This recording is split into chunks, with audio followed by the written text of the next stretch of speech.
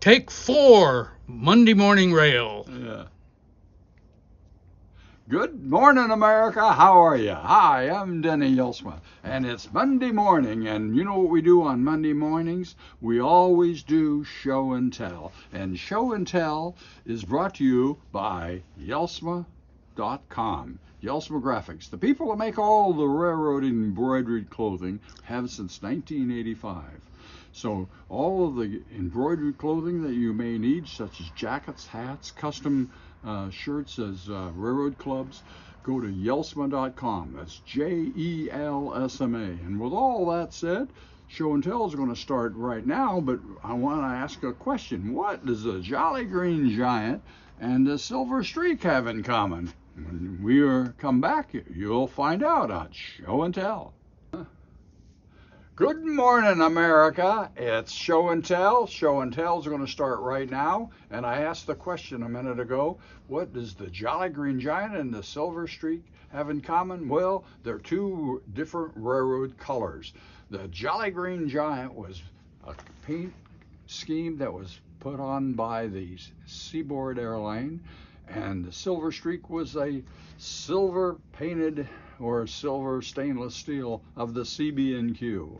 And we're going to talk about paint schemes on locomotives and how they revolve down through the years, and the reason why railroads painted their engines certain colors. Now, let's first get started.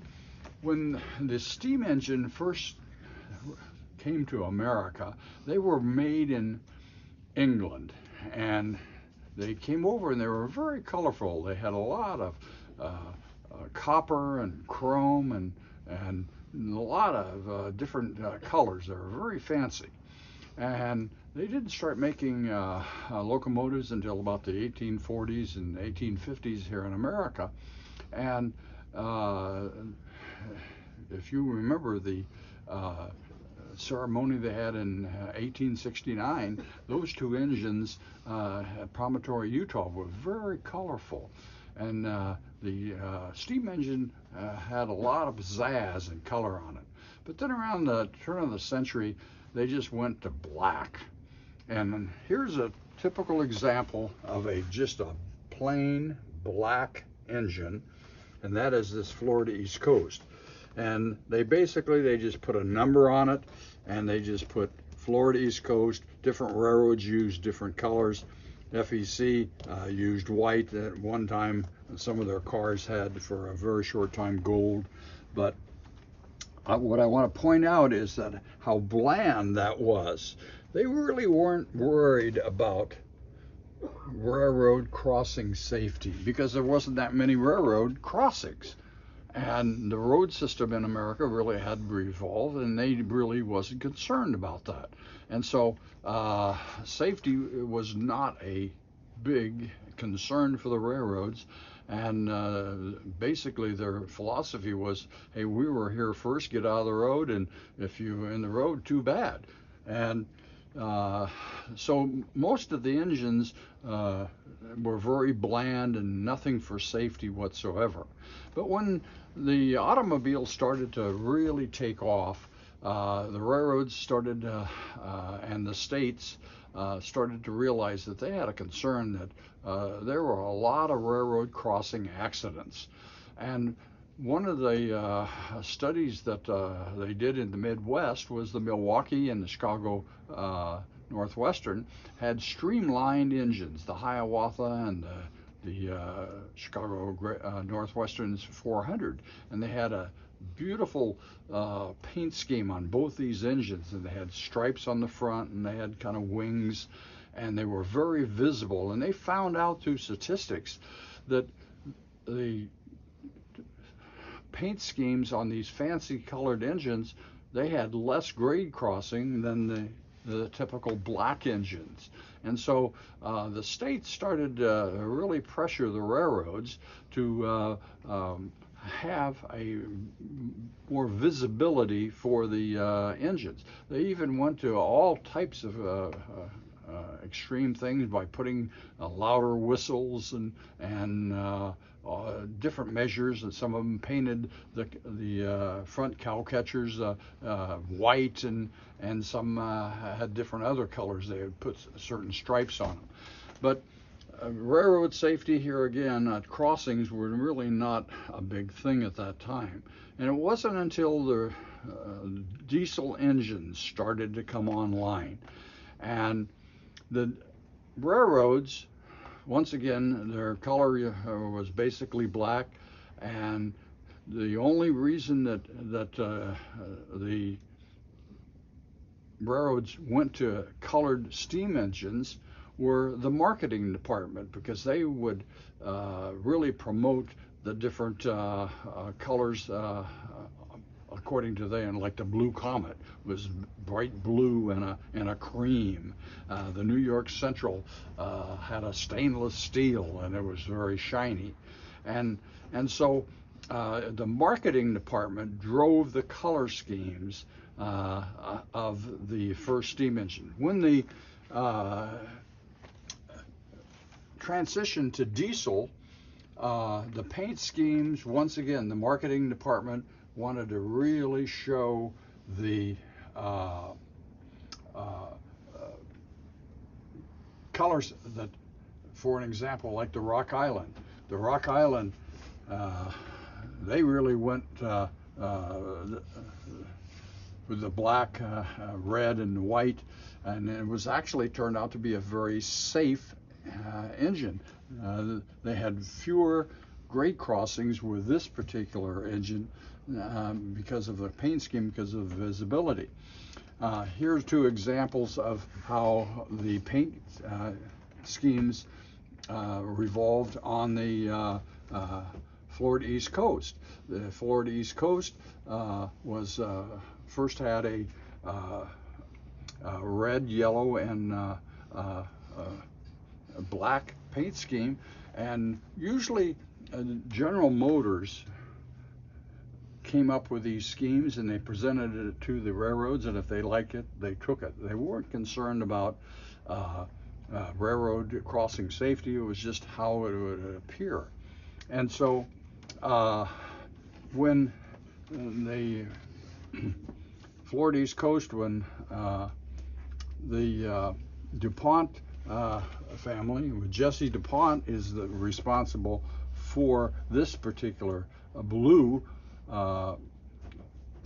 color scheme, and this was in the 60s. And so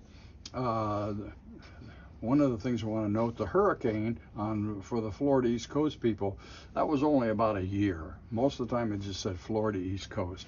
And so then they started putting different lines on the front, just like how it is on the Rock Island, for safety. Now, I want to take a real quick note. There was one railroad here in America that paint scheme has never changed, and that is the Union Pacific.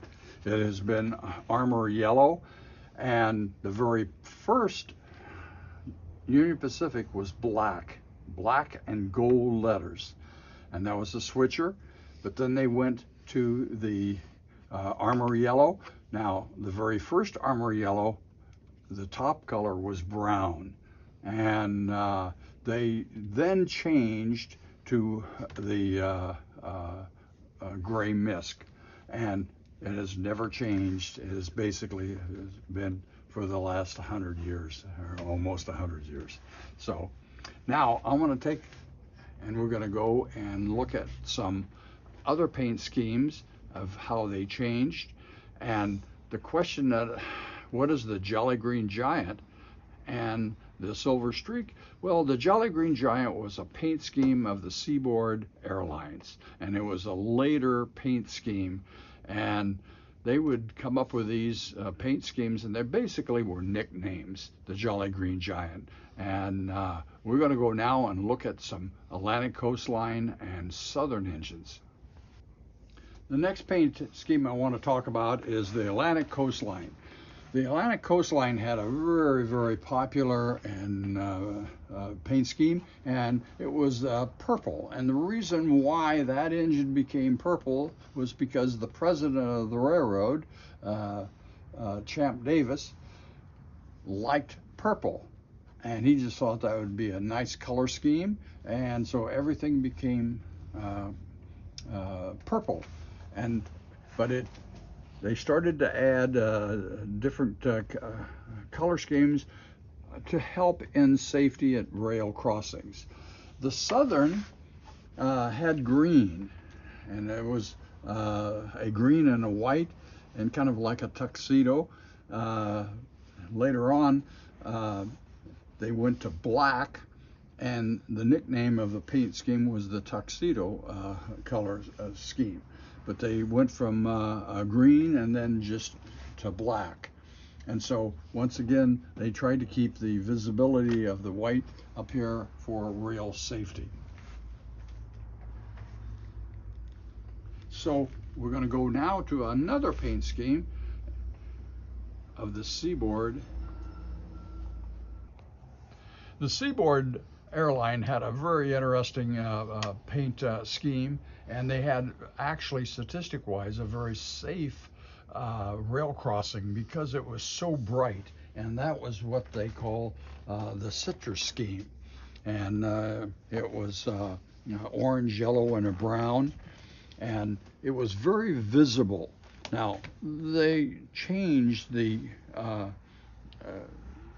design a little bit down through the years. There's about 3 different versions of that. But you could just take a look, if we go back over here, at these 2 engines. Here we have a black engine, steam engine, with no markings whatsoever. Then we have the diesel, and if you're going at a grade crossing, what could you see? And you could see the the green Southern.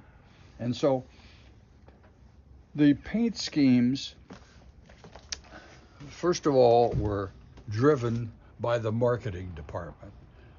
Then in later years,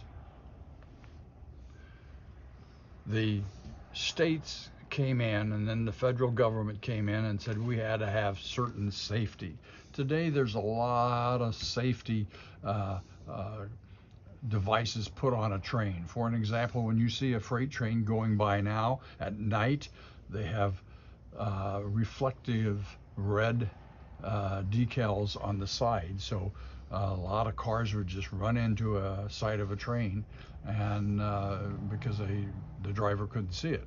Well, you say, how does that happen? Well, it does. And so today the paint schemes on a lot of these engines are designed for rail safety, and the marketing department is not putting as much emphasis as what they did in, let's say, in the 40s and 50s. And so this just gives you a little bit of an idea of how some of the different railroads had paint schemes. I really didn't go into a lot of detail, but you could read in a lot of the different books of the history of the paint schemes. And so that's the way it is at the world famous Jacksonville Terminal Railroad Museum in beautiful Jacksonville, Florida, where the sun always shines and running trains is an absolute pleasure, and peace and harmony and an air-conditioned comfort.